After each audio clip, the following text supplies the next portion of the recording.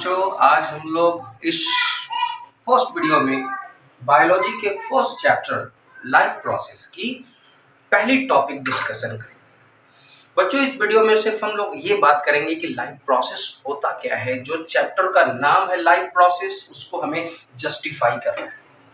अगर बच्चों हम इस चैप्टर लाइफ प्रोसेस की चैप्टर नेम को जस्टिफाई करें तो हम ये पाते हैं बच्चों की पूरी पृथ्वी पे जितने भी लिविंग ऑर्गेनिज्म हैं उनके अंदर होने वाले वो बेसिक प्रोसेसेस जो उनको दुनिया के किसी भी कोने में जिंदा रखने में हेल्प करते हैं, उन्हीं लाइफ प्रोसेस की बात कर रहे हैं। उन्हीं बेसिक प्रोसेसेस की बात कर रहे हैं जिनका होना 100% अनिवार्य है, कंपल्सरी है to be alive on this earth.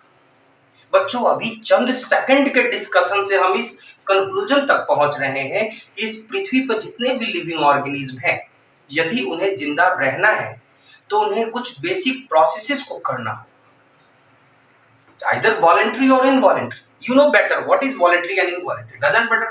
We are just discussing or justifying the chapter name life process. Means the basic functions that is performed by the living organism to be alive on this earth is known as life process.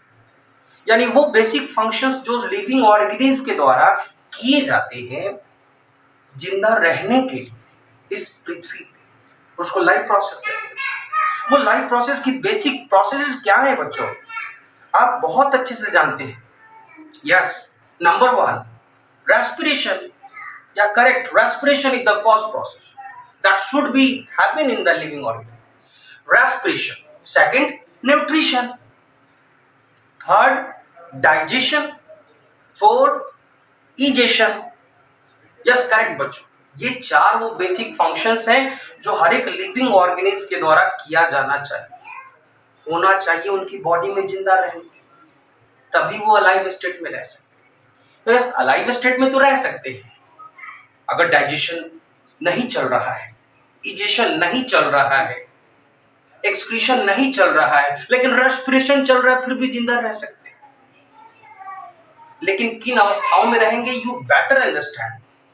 ये वो basic functions है जो होने चाहिए। Number 1 respiration, number 2 nutrition, बहुत जरूरी है बच्चों। नंबर 3 उस न्यूट्रिशन का डाइजेशन होना बहुत जरूरी है। और बच्चों, डाइजेशन होता है तो कुछ अनवांटेड, अनडाइजेस्टेड जो फूड पार्टिकल्स हैं उनको बॉडी से बाहर निकालना भी बहुत जरूरी है। अगर ये फंक्शंस हो रहे हैं तो आप बिल्कुल श्योर होकर कह सकते हैं yes, life processes are being executed in the living organism. बच्चों, आज अगर पृथ्वी को बात किया जाए कि कैटेगराइज कर देते हैं 2 भागों में पूरी पृथ्वी को, लिविंग एंड नॉन लिविंग में, तो बच्चों लिविंग में 3 ही लोग आते हैं और you better understand, plant, animals and microbes. यही 3 लोग लिविंग है, बाकी सब नॉन लिविंग। यानी इन्हीं लिविंग्स की हम लोग बात कर रहे हैं जिनके अंदर ये बेसिक फंक्शंस होते हैं बच्चों, तभी वो जिंदा है इस पृथ्वी के किसी भी भाग। तो लाइफ प्रोसेस की कौन कौन है बच्चों, बात कर लेते हैं। Number 1 respiration. यस, बहुत सुंदर, रेस्पिरेशन होना चाहिए बच्चों। दूसरा, न्यूट्रिशन होना चाहिए बच्चों। नंबर 3 डाइजेशन होना चाहिए बच्चों। नंबर 4 ट्रांसपोर्टेशन होना चाहिए और एक्सक्रीशन होना चाहिए। यानी ये वो फंक्शंस है बच्चों जो लिविंग ऑर्गेनिज्म में होना चाहिए। Respiration, nutrition, digestion, transportation and egestion, सब एक दूसरे पर इंडिपेंडेंट है बच्चों। एक छोटा सा बच्चा जो आज जन्म लेता है, अभी second moment before, let's assume that a moment before a child has taken birth and hits first crying, he start first breathing with the first cry. यानी बच्चों पहला उसने प्रोसीजर शुरू कर दिया है। अगर आप उसको न्यूट्रिशन दें ना दें, डजंट मैटर, उसने पहला प्रोसेस शुरू कर दिया। रेस्पिरेशन शुरू हो गई, ब्रीदिंग के साथ शुरू हो गई। घंटों 2 घंटे बाद मदर उसको फर्स्ट मिल्क फीडिंग कराती है बच्चों, यानी न्यूट्रिशन उसको मिलना शुरू हो गया है। देन उस न्यूट्रिशन, उस फर्स्ट मिल्क में, मदर के फर्स्ट मिल्क में जो बच्चे न्यूट्रिएंट्स हैं उनका डाइजेशन होगा बच्चों। डाइजेशन के बाद उसका पूरी बॉडी में ट्रांसपोर्टेशन होगा बच्चों, सर से लेके पांव तक न्यूट्रिशन मिलेगी। देन उसके बाद बच्चे जो अनडाइजेस्टेड फूड पार्टिकल्स होंगे वो एक्सक्रेटा के रूप में बॉडी से बाहर निकल जाएंगे। यानी ये सारे बेसिक फंक्शंस परफॉर्म की जा रही है उस छोटे से बेबी के द्वारा भी जो अभी जिसका जन्म हुआ है। यानी ये वो प्रोसेसेस हैं जो कंपल्सरी हैं एक लिविंग ऑर्गेनिज्म को अलाइव रहने के लिए परफॉर्म करना, अनिवार्य ये होना चाहिए। इन सभी टॉपिक्स को हम इस चैप्टर में वन बाय वन पढ़ेंगे लिविंग ऑर्गेनिज्म के रिगार्डिंग, है ना बच्चों। ये अपना topic, first topic what is life process. हाँ बच्चों, जिन लाइफ प्रोसेसेस की बात कर रहे थे उनमें थोड़ा सा और ध्यान देते हैं, थोड़ा सा और एक्सप्लेन कर देता हूं आपको। जिस रेस्पिरेशन की बात करते हैं बच्चों, ये 3 स्टेजेस में डिवाइड होता है बच्चों। External respiration, internal respiration and cellular respiration. External respiration में बच्चों ब्रीदिंग की हम लोग बात करते हैं। इंटरनल रेस्पिरेशन में गैसियस एक्सचेंज की बात करते हैं लंग्स और ब्लड के बीच। और सेलुलर रेस्पिरेशन की बात तब करते हैं जब ब्लड के थ्रू ये सेल ऑक्सीजन जो है बच्चों सेल तक पहुंचता है। न्यूट्रिशन, जिस बेसिक प्रोसेस में न्यूट्रिशन है बच्चों मोस्ट इंपॉर्टेंट है। रेस्पिरेशन के बाद अगर हमें कुछ चीज चाहिए अपनी बॉडी को, सेल्स को अलाइव रखने के लिए, तो वह है न्यूट्रिशन।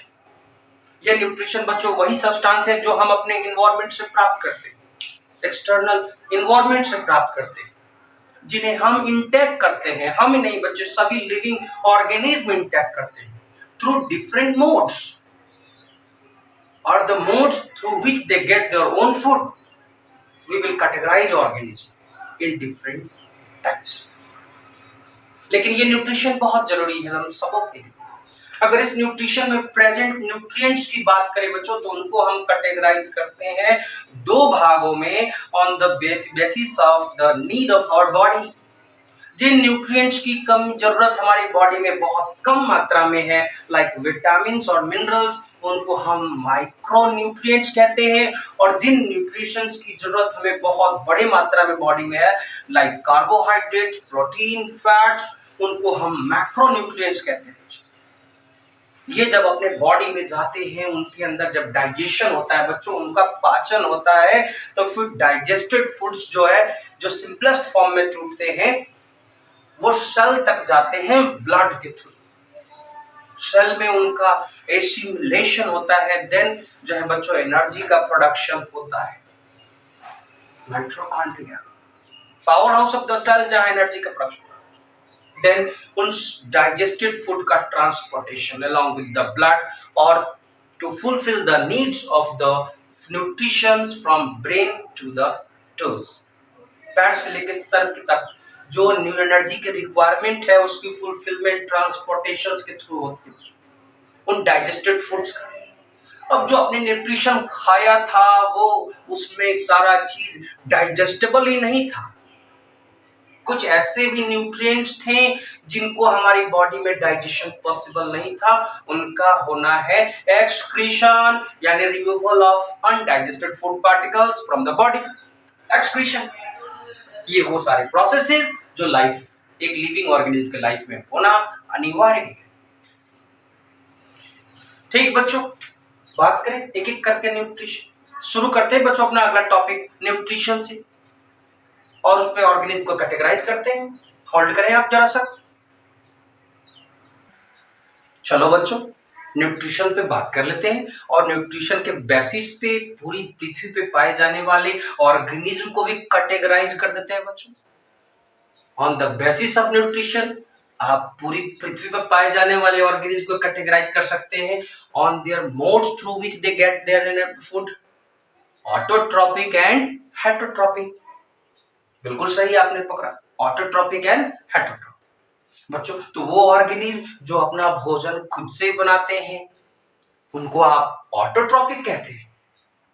यानी इस इन्वायरमेंट में पाए जाने वाली रॉ मटेरियल से अपना भोजन, खुद का भोजन खुद से बनाते हैं और एनर्जी प्राप्त करते हैं, वैसे ऑर्गेनिज्म को आप ऑटोट्रॉपिक कहते हैं। बट वो ऑर्गेनिज्म जो डायरेक्टली और इनडायरेक्टली इन ऑटोट्रॉपिक ऑर्गेनिज्म पर डिपेंडेंट है उनको आप हेटरोट्रॉपिक कहते हैं बच्चों। हेटरोट्रॉपिक ऑर्गेनिज्म तो न्यूट्रिशन प्राप्त करने के डिफरेंट मोड्स पे पूरी ऑर्गेनिज्म को आप कैटेगराइज कर रहे हैं ऑटोट्रॉपिक एंड हेटरोट्रॉपिक। ऑटोट्रॉपिक बच्चों, ऑटोट्रॉपिक कौन होते हैं? वो जो अपना भोजन खुद से बनाते हैं।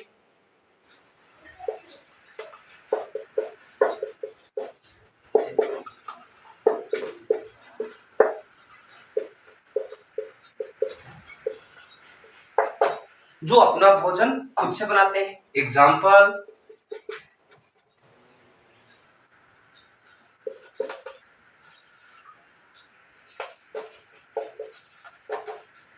बच्चों प्लांट्स एंड सम बैक्टीरिया, ये कुछ ऐसे ऑर्गेनिज्म हैं जो अपना भोजन खुद से बनाते हैं। ऐसे क्या इनमें पाए जाते हैं जिनकी वजह से ये अपना भोजन खुद से बनाते हैं? बच्चों क्लोरोफिल, इनकी बॉडी में क्लोरोफिल पाई जाती है और यही वो पिगमेंट है जो इनको फोटोसिंथेसिस करने में मदद करता है और through this photosynthesis they can prepare their own food. That is why we are calling them autotrophic. Autotrophic organism,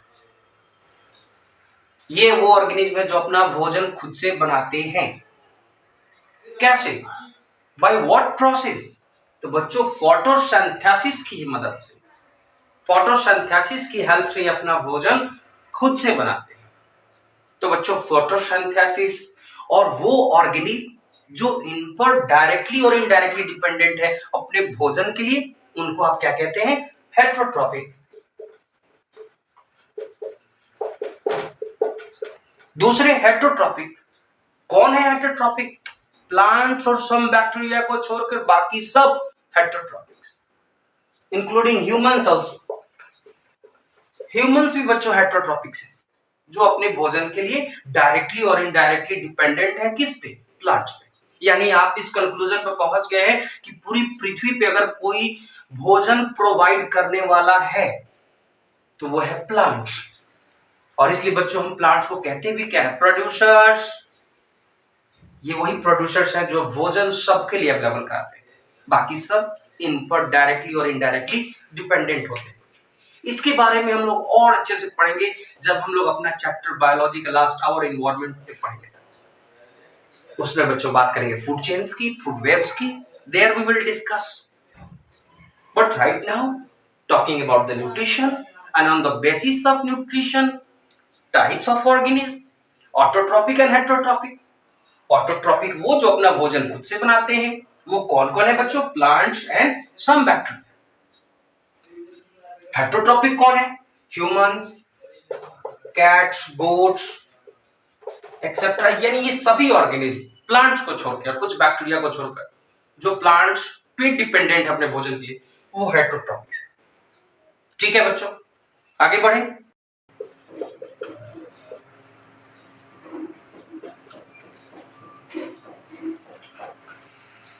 हाँ बच्चों, हम लोग ऑटोट्रॉपिक ऑर्गेनिज्म की बात कर रहे हैं। न्यूट्रिशन में वैसे ऑर्गेनिज्म की बात कर रहे हैं जो अपना भोजन खुद से बनाते हैं, अपना न्यूट्रिशन खुद से तैयार करते हैं बच्चों। उनमें ऑटोट्रॉपिक ऑर्गेनिज्म में दो लोग, some green, all green plants and some bacteria. Green plants बच्चों, तो ये भोजन कैसे बनाते हैं? तो process, a by process photosynthesis बच्चों, ये अपना भोजन फोटोसिंथेसिस के थ्रू बनाते हैं। फोटोसिंथेसिस, अगर हम इसको ब्रेक करें बच्चों, फोटो का मतलब लाइट, सिंथेसिस का मतलब बनाना, यानी लाइट की मदद से भोजन बनाना। And this process is known as photosynthesis.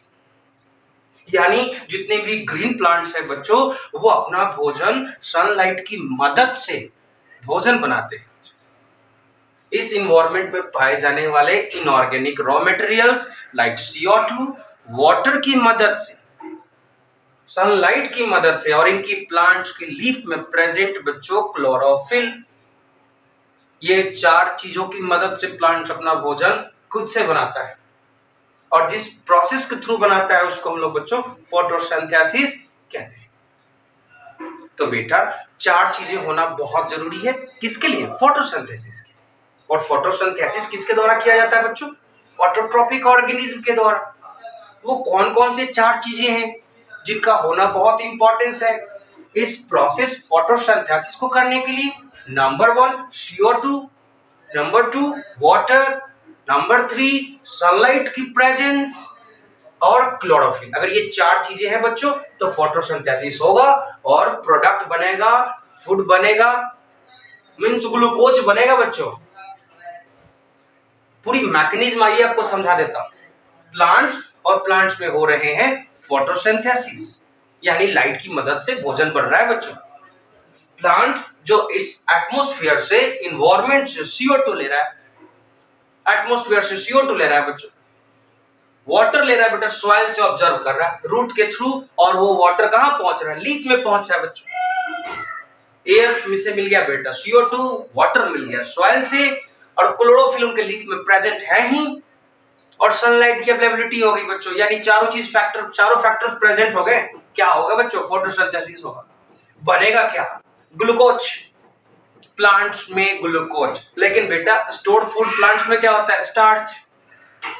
जब प्लांट्स के स्टोर फूड की बात कर रहे हैं स्टार्च की, तो एनिमल्स को भी बता ही देता हूं बच्चों। एनिमल्स में ग्लाइकोजन के रूप में फूड स्टोर होता है, प्लांट्स में स्टार्च के रूप में होता है बेटा।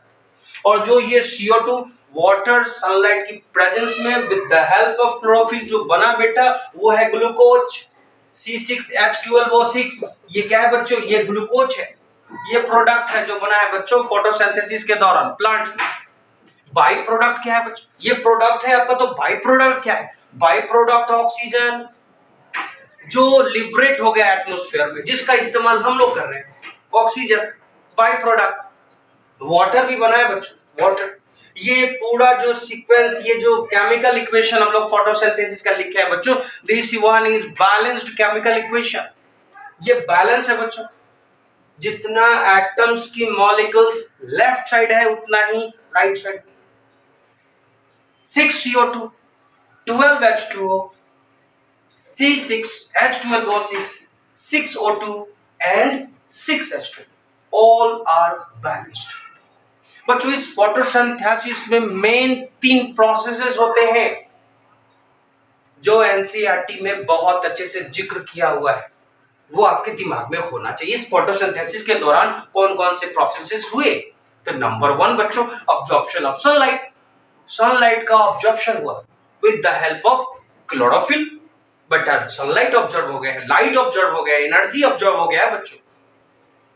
इस एनर्जी का इस्तेमाल करेंगे केमिकल रिएक्शन, इस केमिकल प्रोसेस को इनिशिएट करने में, केमिकल प्रोसेस को इनिशिएट करने में।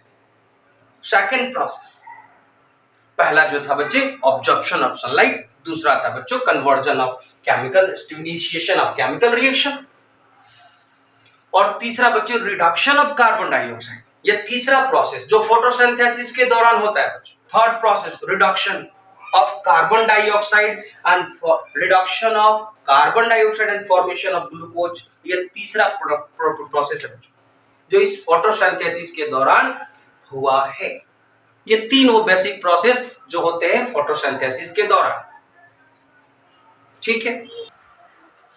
हाँ बच्चों, हम लोग ऑटोट्रॉपिक मोड ऑफ न्यूट्रिशन में बात कर रहे थे बच्चों, और उसमें फोटोसिंथेसिस की बात कर रहे थे। फोटोसिंथेसिस प्लांट्स में हो रहे हैं बच्चों, उसकी हम लोग बात कर रहे थे। और फोटोसिंथेसिस में मैंने बताया आपको कि फोटोसिंथेसिस होता है बच्चों 4 फैक्टर की मदद से, जिसमें CO2 एटमॉस्फेयर से, वाटर सॉइल से बेटा, सनलाइट तो सन से मिल रहा है, और उसके लीफ में प्रेजेंट क्लोरोफिल। इन चारों की मदद से बच्चे क्या हुआ? फोटोसिंथेसिस हुआ बच्चों। इस फोटोसिंथेसिस में मैंने आपको बताया कि इसमें 3 बेसिक फंक्शंस होते हैं, 3 प्रोसेसेस होते हैं बच्चों। Number 1 absorption of sunlight, absorption of sunlight with the help of chlorophyll. Sunlight observe हो गया बच्चों, सनलाइट ऑब्जर्व हो गया तो इस एनर्जी का इस्तेमाल किया जाएगा बच्चों केमिकल रिएक्शन को शुरू करने में। केमिकल रिएक्शन को शुरू करने में बेटा ये केमिकल रिएक्शन शुरू हो गया। अब इस लाइट की मदद से ये जो वाटर है, वाटर मॉलिक्यूल्स को तोड़ा जाएगा, यानी H2O का स्प्लिटिंग होगा बेटा। H2O में 2 molecules of hydrogen, 1 atom of oxygen present H2O। ये H2O टूटेगा बेटा, हाइड्रोजन एंड ऑक्सीजन, यही हाइड्रोजन जो है बच्चे थर्ड प्रोसेसेस में हेल्प करता है, यानी रिडक्शन ऑफ कार्बन डाइऑक्साइड में होता है बच्चे। Hydrogen is going to add in the carbon dioxide, यानी रिडक्शन हो रहा है बच्चों। रिडक्शन ऑक्सीडेशन आप बहुत अच्छे से जानते हैं, यहां रिडक्शन चल रहा है बच्चों कार्बन डाइऑक्साइड का। इस कार्बन डाइऑक्साइड में हाइड्रोजन की एडिंग एंड ग्लूकोज का formation, along with that oxygen का लिबरेशन, जो बच्चे सीधे कहां गया, एयर एटमॉस्फेयर में चला गया बेटा, एंड व्हाट H2। ये वो प्रोडक्ट्स है बच्चों जो फोटोसिंथेसिस के दौरान बन रहे हैं बेटा। प्लांट्स की लीफ जो होती है ना, उसको kitchen of the plant cell भी कहा जाता है, kitchen of the plant. Plant की किचन लीफ है बच्चों, क्यों? क्योंकि ये वो क्लोरोफिल कहां प्रेजेंट है बच्चों, लीफ में प्रेजेंट है। लीफ में छोटे छोटे इन्फिनाइट पोर्स भी हैं बच्चों, जिनको आप क्या कहते हैं, स्टोमाटा। इन स्टोमाटा में जो गार्ड सेल है बच्चों, वहां क्लोरोप्लास्ट प्रेजेंट है। और ये क्लोरोप्लास्ट जो होते हैं बच्चों क्लोरोफिल, जहां पे फोटोसिंथेसिस होने में इनकी मदद करते हैं। यही वो स्टोमाटा टीनी पोर्स है बच्चों, जो गैसियस एक्सचेंज में भी मदद करते हैं बच्चों। जो वाटर मॉलिक्यूल्स सॉइल से ऑब्जर्व हुए हैं बच्चों, सीधे पहुंचते कहां है, लीफ में। और जब ये वाटर मॉलिक्यूल्स लीफ में पहुंचते हैं, तब ये स्टोमाटल पोर ओपन होती है। ओपन होती है बच्चों, वाटर की एंट्री अंदर, स्टोमाटा स्वेल होगा बेटा, स्टोमाटा स्वेल हो गया। Then next process transpiration. Transpiration के दौरान लॉस ऑफ वाटर होगा बच्चा, ये स्टोमाटा एक बार और श्रिंक करेगा। तो stomata continuously open and close, gets open and close. और ये opening and closing of stomata जो है बच्चों, वाटर मॉलिक्यूल्स की मूवमेंट से होती है। वाटर मॉलिक्यूल्स अंदर जाएगा, स्टोमाटा स्वेल करेगा, ओपन होगा बच्चों, वाटर का लॉस होगा, स्टोमाटा श्रिंक करेगी बच्चों। दिस ओपनिंग एंड क्लोजिंग के दौरान through stomata gaseous exchange take place बच्चों।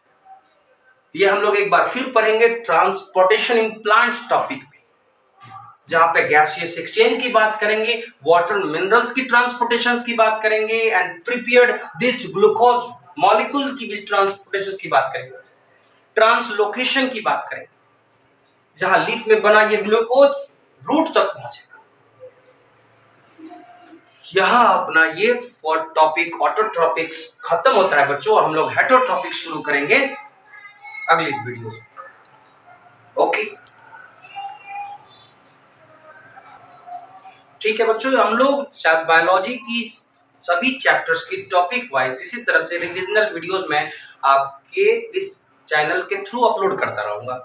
हम लोग स्पेशल एक्टिविटीज वाइज वीडियोस बना देंगे चैप्टर वाइज, जिसमें सारी एक्टिविटीज जो है एनसीईआरटी की दी गई है उसको आप समझने में हेल्पफुल हो जाएगी ये वीडियोस। और आप सिर्फ इतना ही करना है आपको कि लाइक कर देना है और सब्सक्राइब कर देना है, ताकि जो भी लेटेस्ट अपडेट्स वीडियोस हो वो आप तक पहुंच जाए। ठीक है बच्चों।